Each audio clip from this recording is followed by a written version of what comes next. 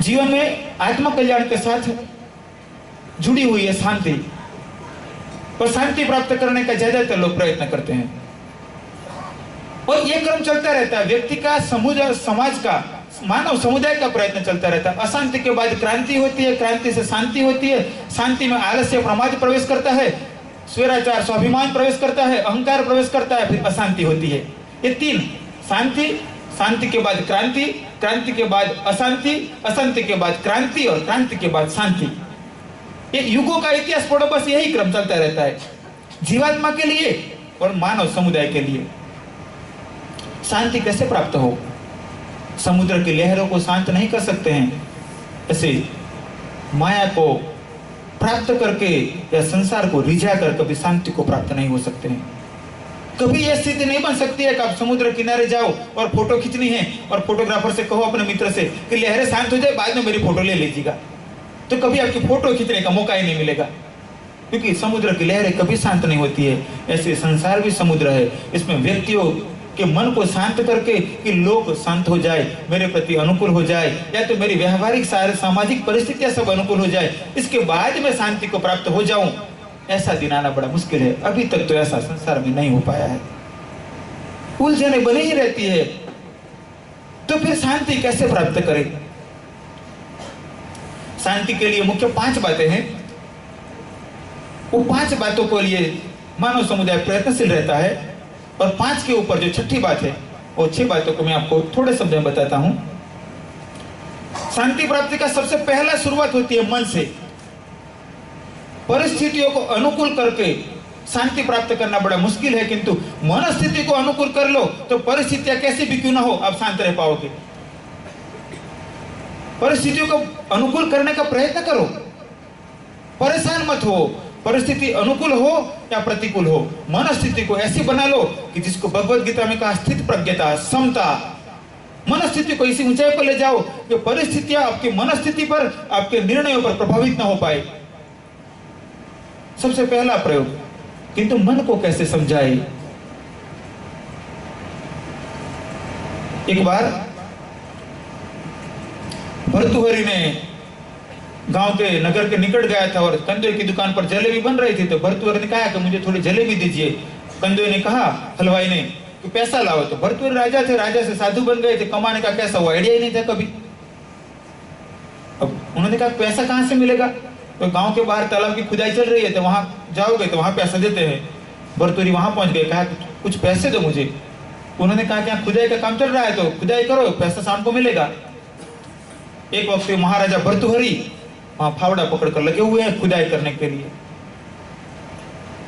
शाम तक खुदाई होती है, शाम को कुछ 4 आना 8 आना कुछ दिया जाता है, वो लेकर कंदोई हलवाई की दुकान पर जाते हैं, उसको देते हैं जलेबी। तो उसने दोने यानी पड़ियो उसने दोने में जलेबी दी। तो जलेबी लेकर भर्तृहरि वापस आते हैं, तालाब के जहां जिस हिस्से में पानी था उसके निकट बैठते हैं, कहीं से थोड़ा गोबर ले आते हैं, गोबर और जलेबी पास पास में है, जलेबी को मुंह के निकट लाते हैं, बिल्कुल मुंह के पास आती है, और जल में फेंक देते हैं मछलियों के लिए, और गोबर मुंह में ठूस देते हैं, लेखा तेरे कारण मुझे पूरे दिन मजदूरी करनी पड़ी। फिर से जलेबी को मुंह के पास लाते हैं और फिर जल में फेंक देते हैं और गोबर मुंह में रख देते हैं, लेखा तेरे कारण मुझे पूरे दिन मजदूरी करनी पड़ी। मन के गुलाम मत बनना। महात्मा उसे कहते हैं जो मन का स्वामी हो। प्रयत्न कीजिए कि मन को रिझाने का या तो मन को अनुकूल करने का 2 रास्ता है, सम और दम। सम यानी समझाकर, किंतु समझाकर नहीं मानता है तो दमन करके, यानी उसको प्रताड़ित करके, और प्रशिक्षित भी करो और प्रताड़ित भी करो अनुशासन से। तो शांति का पहला रास्ता है मनस्थिति को बदलो, परिस्थितियां चाहे कोई भी रहे। इसके बाद मन के बाद आता है तन। तन को स्वस्थ रखने का प्रयत्न करो। तन को स्वस्थ रखने के लिए खान पान उचित हो, व्यायाम उचित हो, योगाभ्यास हो, जल का उचित उपयोग करते हो। जैसे कई लोग खाने से 10 मिनट पहले जल पी लेते हैं, खाने से पौने घंटे पहले जल नहीं पीना चाहिए। जल पीना ही है तो खाने के पौने घंटे पहले जल पी लो, फिर बीच की पौने घंटे के अंदर जल मत पियो, और पिलाओ भी नहीं मत किसी को, और खाने के पौने घंटे बाद तक जल मत पियो, और इसके बाद प्रत्येक घंटे कम से कम 1 प्याला जल जरूर पिया करो। आहार, दोपहर का आहार ठीक ठाक हो और रात्रि का आहार बंद हो या तो कम से कम हो। प्रतिदिन व्यायाम हो, 15-25 मिनट ऐसे निकालो शरीर में, इतनी एक्सरसाइज करो कि थकान महसूस हो जाए आपको, फिर थोड़ी देर विश्राम कर लो। उत्तम प्राणायाम करते रहो, प्रतिदिन प्राणायाम करो। शरीर की सबसे ज्यादा जरूरत है भोजन, इससे भी ज्यादा जरूरत है जल की, और उससे भी ज्यादा जरूरत है श्वास की। प्राणायाम करो, कुंभक करने की प्रैक्टिस करो। श्वास को अंदर भरो और रोके रखो, फिर निकालो, फिर भरो और रोके रखो। शरीर स्वस्थ रहेगा। वात पित्त कफ को अनुकूल हो ऐसा आहार और ऐसी दिनचर्या अपनाओ। तन स्वस्थ, मनोनुकूल जीवन जीना सीखा। मन को अनुकूल किया, परिस्थितियों का अनुकूल नहीं, शरीर को स्वस्थ रखा। तीसरी बात आती है रक्षण की, कि यदि किसी के पास मन भी प्रशिक्षित है, तन भी स्वस्थ है, किंतु गांव वाला कोई धमकी देगा, तुझे देख लूंगा इस संडे तेरी ऐसी पिटाई करूंगा कि तू भी फिर गांव में किसी के सामने डांटने के लायक नहीं रहेगा। बस हमारे लिए एक भी की नींद खत्म हो गई, भयभीत हो गए हम। ऐसे नहीं बनना है। युवान किसे कहते हैं? वज्रसी हो मांसपेशिया लोहे सा भुजदंड अभय। वज्रसी हो मांसपेशिया लोहे सा भुजदंड अभय। नस नस में हो लहर आग की, वही जवानी पाते जाए। ऐसे बनो कि किसी में क्या हिम्मत आपके सामने आकर कहे। गांधी जी को किसी ने कहा कि मैं आपको मार दूंगा, ऐसे धमकी दी गांधी जी को। तो गांधी जी दूसरे दिन सुबह उसके पास पहुंच गए। भाई तूने मुझे कहा था मार दूंगा, तो वहां तो सभी लोग होते हैं, मैं अकेला तेरे पास आ गया, मार दे मुझे। उसने पैर पकड़ लिए। उनकी निर्भयता देखो, कितनी निर्भयता। स्वरक्षा के लिए, रक्षण के लिए प्रयत्न भी करना चाहिए।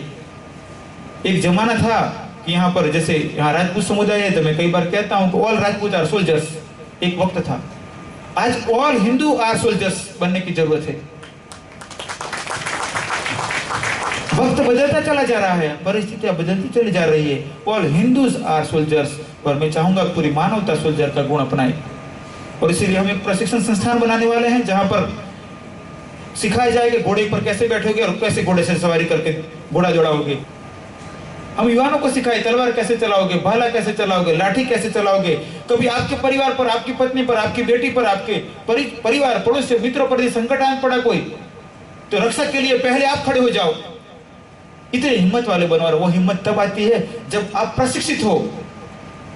दूसरी बात है, यहाँ पर कई लोग राम जन्म का उत्सव मनाते होंगे, कई हनुमान जी का उत्सव मनाते होंगे, कई माता जी का उत्सव मनाते होंगे। प्रयत्न नहीं करो कि आप राम का उत्सव मनाने वाले हैं, राम भक्तों, अपने घर में धनुष और तीर रखा करो। हनुमान जी के भक्तों, अपने घर में गदा रखा करो। ये माता जी के भक्तों, अपने घर में तलवार रखा करो। और ये महाप्रताप के फॉलोवर, अपने घर में भाला रखा करो। आपके नजर के सामने होना चाहिए। हमारे सभी देवी देवता के हाथ में शस्त्र है, हमारे घर में भी होने चाहिए। नहीं तो कई गांव में स्थिति ऐसी होती है कि रात्रि को 11-12 बजे क्या तो कोई 5-10 लोग आ गए और हंगामा कर रहे हैं, तो उनको लेकर निकलना आ गया, भाई कुछ शस्त्र लेकर निकलो, तो उनको भगा देते हैं, तो ठीक लाठी खोजना भी मुश्किल हो जाए। ऐसा नहीं होना चाहिए।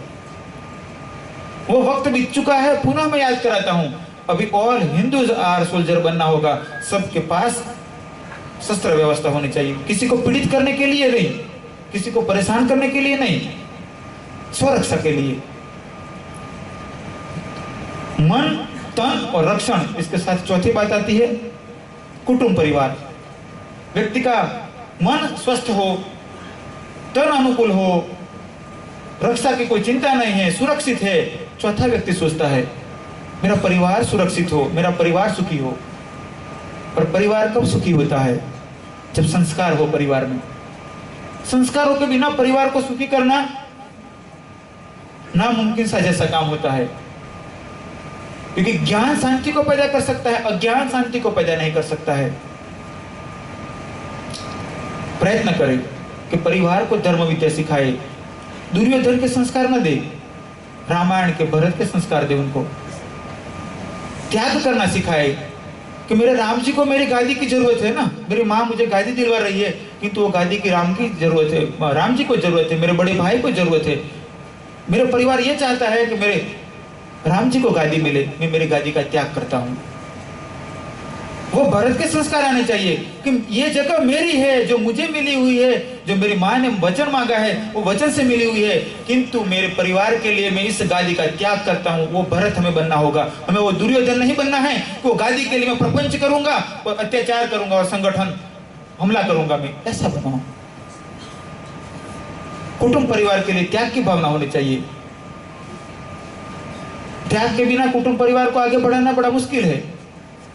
वसुधैव कुटुंबकम, जहां हम सीखते हैं पूरे विश्व को अपना परिवार बना ले, तो प्रयत्न करो कि त्याग भाव को, सहनशीलता को सीखो। और पांचवी बात है सुविधा। यदि किसी के पास मन स्वस्थ है, तन अनुकूल है, रक्षण की व्यवस्था है, कुटुंब परिवार ठीक है, फिर व्यक्ति सोचता है कि घर में अच्छी गाड़ी हो तो अच्छा, मकान अच्छा हो तो। पर मैं मानता हूं कि ये गलत भी नहीं है। हमारे वेदों ने ऐसा नहीं कहा गरीब की भांति जियो, ऐसा नहीं कहा। भूखा व्यक्ति भूखे को कहां से खिलाएगा? जिसके पास खाना अपने खाने के लिए भी होगा, दूसरों को भी वो खिला सकता है। सक्षम बनो, धनवान बनो, और इतने सक्षम बनो कि अपने परिवार के साथ गांव, नगर और समाज के अनेकों जरूरतमंद का, अनेकों मानवों की जरूरतमंद, मानवों की, पशु पक्षी की, वनस्पति की जरूरतों की पूर्ति में भी आपका योगदान हो। और मैं कभी भी इस बात को साथ नहीं देता हूं, इस बात का कि गरीब की भांति जियो। हाँ, ये भी नहीं कहता हूं कि धन के लिए इतनी दौड़ लगाओ कि शांति खो बैठो, किंतु प्रयत्न करो, सक्षम बनो। तो हमें प्रयत्न करना है कि हमारे मानव समुदाय को मन, तन, रक्षण, पारिवारिक जीवन और संपन्न बने। ये पांचों बातों में उत्तम रीति से आगे बढ़ाने में सहयोगी बनना है। साथ में ही इन सब के बाद जो सबसे पहले मैंने कही अगत्य की आत्म कल्याण के लिए भी प्रयत्न करना है कि मेरा पति का भी आत्म कल्याण हो, मेरी पत्नी का आत्म कल्याण हो, जिस जीवात्मा ने मेरे घर बच्चे के रूप में जन्म लिया है उसका भी आत्म कल्याण हो, जिस माता पिता ने मुझे जन्म दिया है उनका आत्म कल्याण हो, जो मेरे मित्र मुझे सहयोगी बने हैं उनका आत्म कल्याण हो, जो मेरे पड़ोसी परिचित है उनका आत्म कल्याण हो। हम ऐसा कार्य करें कि सबके आत्म कल्याण में हम सहभागी बने। ओम सहनावतु सहनौ भुनक्तु सह वीर्यं करवावहै तेजस्विनावधीतमस्तु मा विद्विषावहै। हम ऐसे बने हम।